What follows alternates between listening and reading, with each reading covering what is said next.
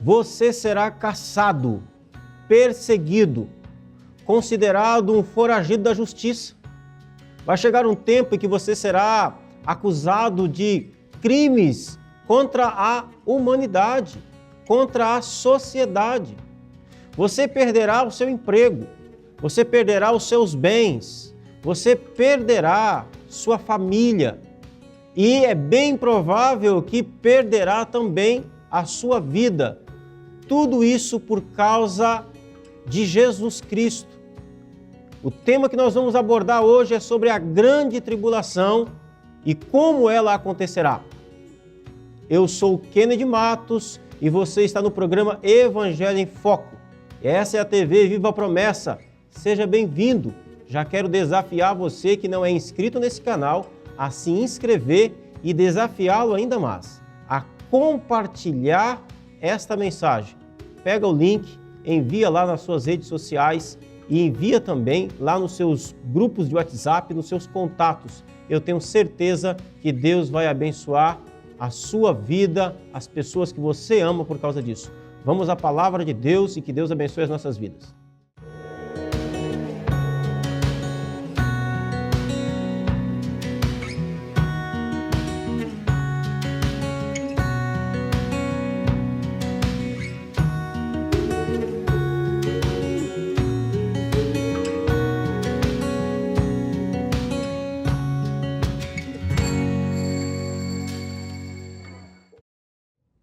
A paz do Senhor Jesus, meu irmão, minha irmã, seja muito bem-vindo mais uma vez a esse nosso encontro com a Palavra de Deus, Evangelho em Foco. Espero que esse programa tenha abençoado a sua vida e o seu coração enriquecido você. Deixe aqui embaixo nos comentários o que você tem achado, os temas que você tem gostado do nosso programa.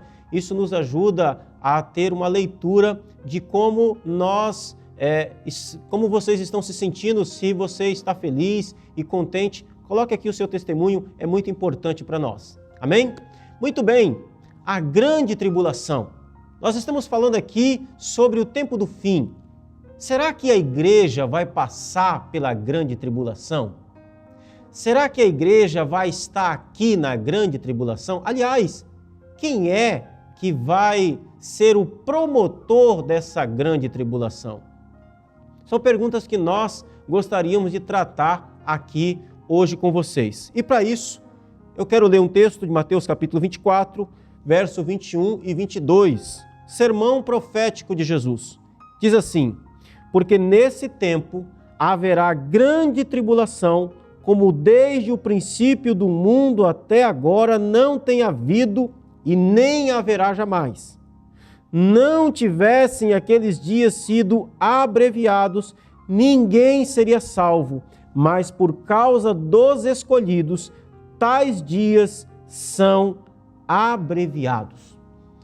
A grande tribulação é uma realidade, isso ninguém questiona.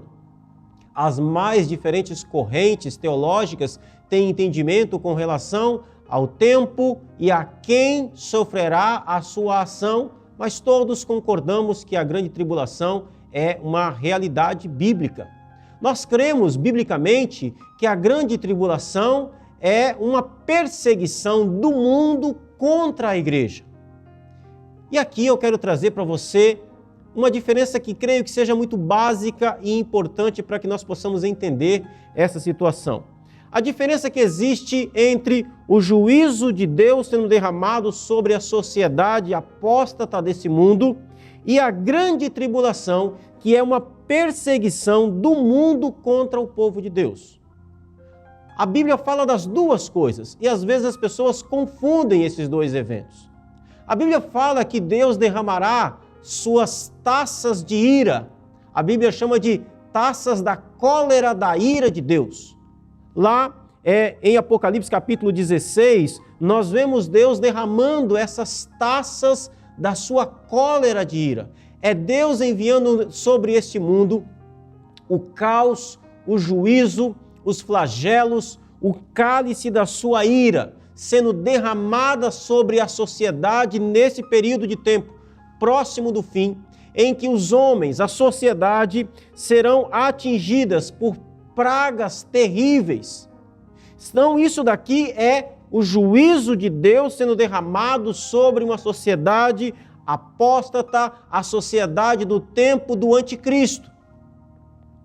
Apocalipse capítulo 16, verso 1 e 2 diz assim: ouvi vinda do santuário uma grande voz dizendo aos 7 anjos: ide derramai pela terra as 7 taças da cólera de Deus. Saiu, pois, o primeiro anjo e derramou a sua taça pela terra, e aos homens portadores da marca da besta e adoradores da sua imagem sobrevieram úlceras malignas e perniciosas. Então o que está acontecendo aqui?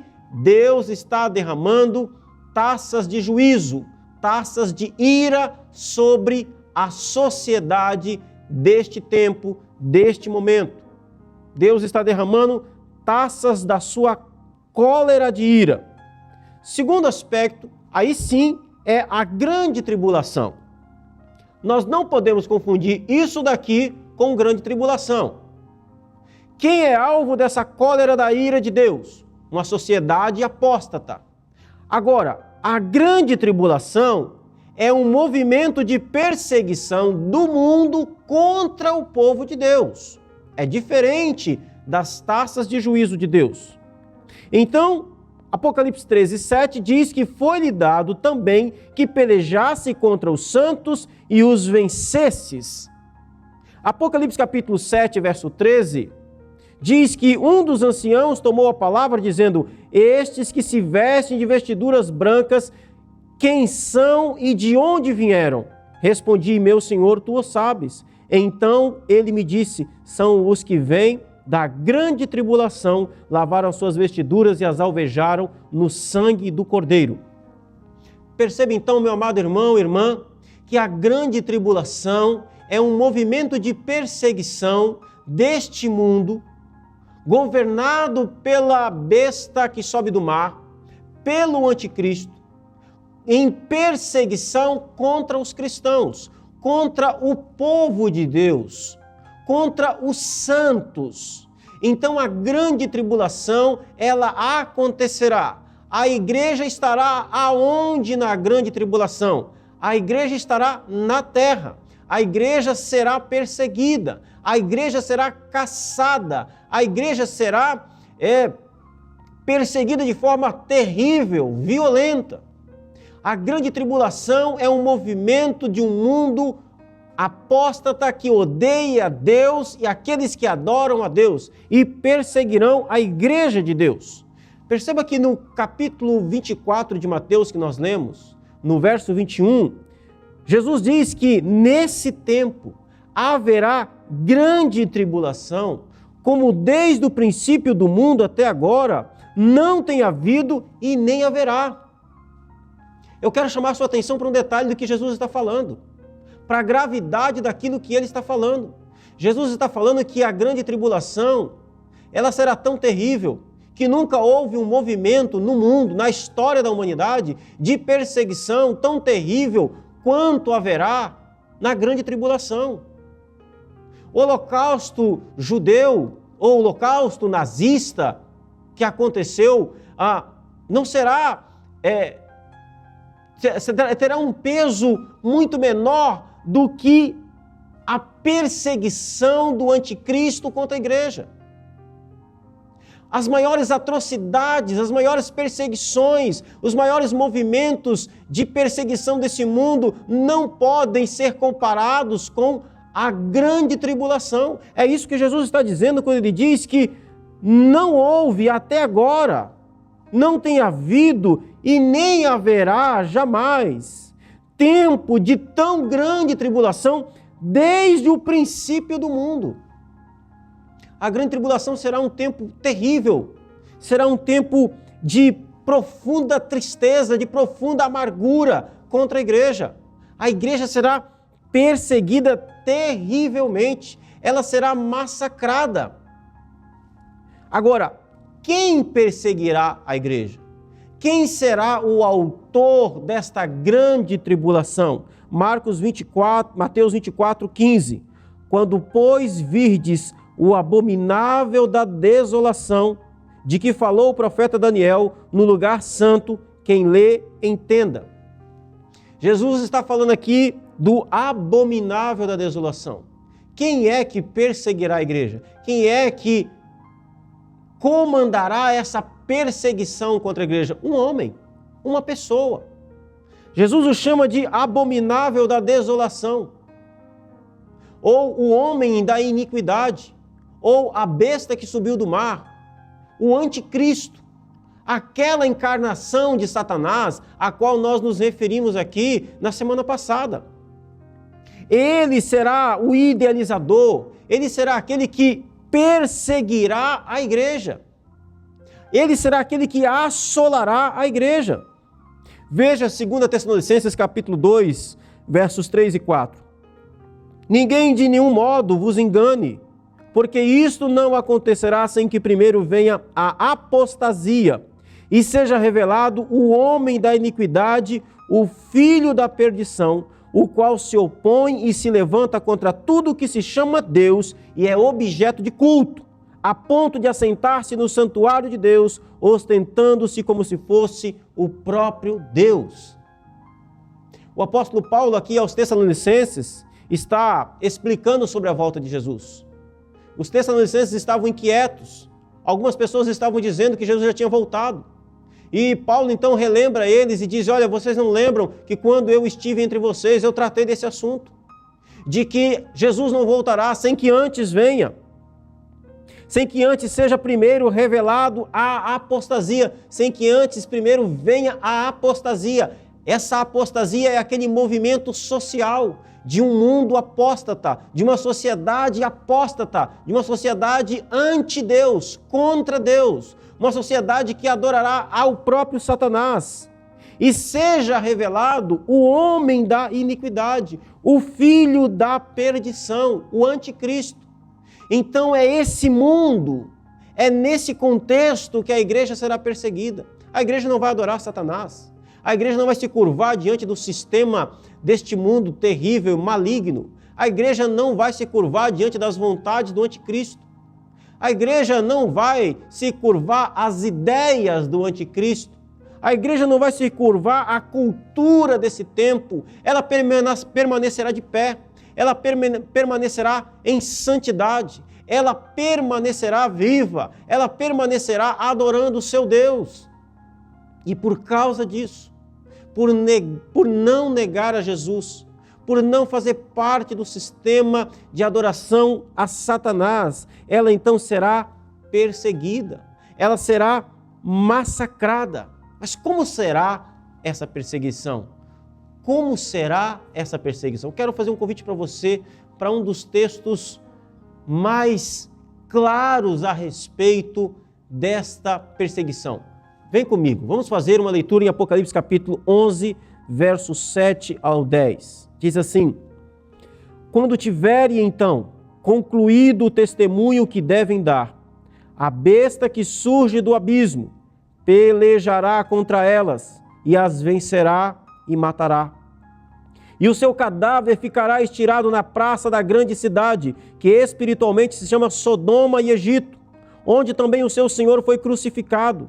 Então muitos dentre os povos, tribos, línguas e nações contemplam os cadáveres das duas testemunhas por 3 dias e meio, e não permitem que esses cadáveres sejam sepultados. Os que habitam sobre a terra se alegram por causa deles, realizarão festas e enviarão presentes uns aos outros, porquanto esses 2 profetas atormentaram os que moram sobre a terra. Apocalipse capítulo 11 fala das 2 testemunhas. Essas 2 testemunhas em Apocalipse capítulo 11 representam o ministério da igreja, representam a igreja e o seu testemunho. O testemunho delas, a sua pregação é o anúncio do evangelho. Elas testemunham a respeito de Cristo. Elas são testemunhas porque elas têm a capacidade de morrer por causa de Cristo. Elas são mártires. E o texto diz que se levantará a besta que surge do abismo, a besta que surge do mar, o anticristo, pelejará contra essas 2 testemunhas, pelejará contra a igreja e vencerá a igreja. Esse texto traz essa vivacidade. pelejará contra a igreja, vencerá a igreja e matará a igreja. O anticristo, o mundo apóstata, vai perseguir a igreja. Isso é grande tribulação. O cadáver ficará estirado na praça da cidade, que espiritualmente se chama Sodoma e Egito. Está falando de uma perseguição muito pública, muito clara. Uma perseguição que está na internet, uma perseguição que está na televisão, uma perseguição que está no horário nobre do jornal. É isso que significa o seu cadáver estirado pela praça. A cidade de Sodoma e Egito aqui não são cidades literais, está falando do mundo da época. Assim como Sodoma é símbolo de perversão, de impiedade, assim como Egito é símbolo de escravidão, este é o mundo em que perseguirá a igreja, um mundo absolutamente pervertido, perverso, ímpio, maligno, como os sodomitas. Um mundo de total escravidão, como era o Egito. É nesse tempo, quando o mundo estiver nessas condições, em que a igreja será massacrada, será atropelada como um rolo compressor, será perseguida de forma terrível e cruel. E o texto diz, uma condição de morte da igreja em um mundo onde também o seu Senhor foi crucificado. A igreja será martirizada, a igreja será atribulada. E o texto diz no verso 9 que muitos dentre os povos, tribos, línguas e nações contemplam os cadáveres das testemunhas, contemplam a perseguição da igreja por um período curto de tempo e não permitem que esses cadáveres sejam sepultados, ou seja, está falando aqui da humilhação, de não enterrar a pessoa morta, está falando de que essa perseguição, essa tribulação também será um ato de humilhação. A igreja será humilhada. O mundo fará festa por causa da extinção da igreja. Veja o verso 10. Os que habitam sobre a terra se alegram por causa deles, realizarão festas e enviarão presentes uns aos outros, porquanto esses dois profetas atormentaram os que moram sobre a terra. Perceba a condição do mundo aqui nessa época. Essa perseguição será tão terrível que a igreja será considerada extinta. A igreja será considerada exterminada da face da terra. A igreja será considerada como liquidada, a ponto da sociedade festejar, a ponto dos homens darem presentes uns para com os outros, celebrando a extinção da igreja, aquele povo que ficava falando dos nossos pecados, aquele povo que nos chamava ao arrependimento, aquele povo que expunha as Escrituras. Esse é a condição desse momento de grande tribulação. Meu querido irmão, irmã, eu quero chamar a sua atenção para esse tempo. Eu não sei se nós viveremos esse tempo. Talvez os nossos filhos viverão esse tempo. Talvez os nossos netos viverão esse tempo. A pergunta que eu quero fazer para você, se o anticristo surgisse no mundo hoje, você estaria pronto? Como está a sua fé? A igreja estará aqui. A igreja de Jesus estará nesse mundo. Você seria capaz de perder o seu emprego por causa de Jesus? Você seria capaz de perder os seus bens por não negar a Cristo? Você seria capaz de ver a sua família ser presa, ser morta, simplesmente por não negar a fé em Cristo Jesus? Você seria capaz de perder a própria vida por não negar a fé em Jesus? Eu quero que você faça uma reflexão. Será que você não tem negado a Jesus por muito menos? Vivemos em um mundo de paz.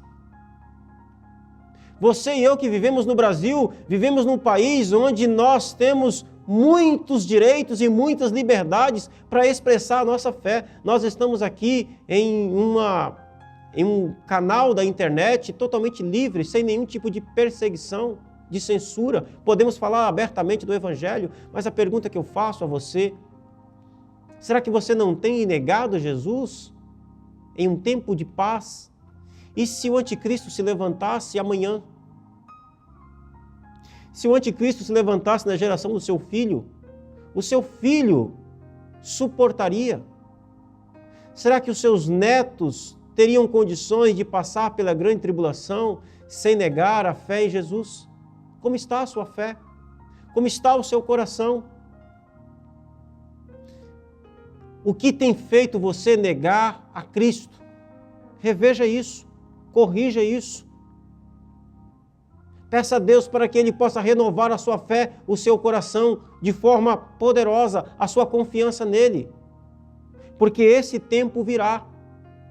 É bíblico. Jesus disse que isso acontecerá e em breve vai acontecer. Eu quero orar pela sua vida em nome de Jesus. Quero orar para que Deus venha renovar a sua fé. Venha renovar o seu coração de forma poderosa. Deus Santo, Deus de amor, nós cremos, Senhor, que quando este tempo chegar, e ele chegará, o Teu Espírito nos revestirá de uma ousadia, de um poder, de uma autoridade, Senhor.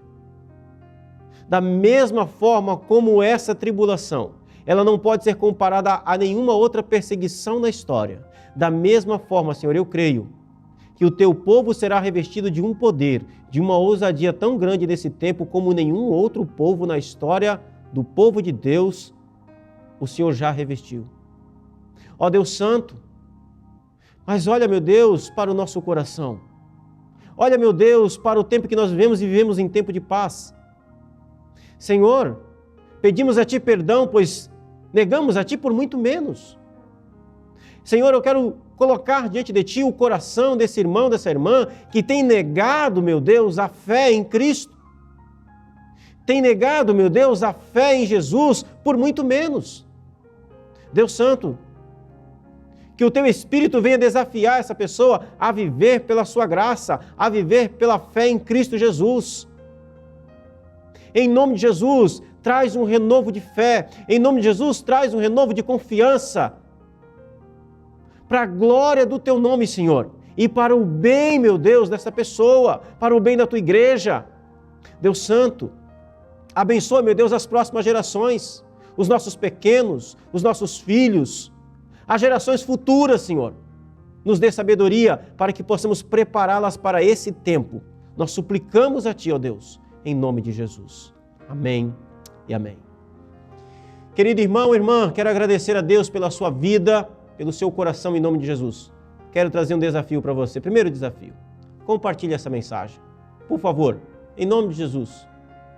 Mande lá nas suas redes sociais, nos seus grupos de WhatsApp. Compartilhe. Segundo desafio, quero desafiar você a fazer parte da nossa campanha de missões aqui. Está vendo esse QR Code? Nós temos aqui Amigos da Missão, para que você possa ajudar esse projeto, onde mais pessoas podem ser alcançadas pelos programas da TV Promessa, da TV Viva Promessa, tá bom? Então, tá aí lançado o desafio, que Deus possa abençoar o seu coração de forma poderosa, em nome de Jesus. Deus abençoe a sua vida, um forte abraço e até a próxima semana, se Deus quiser.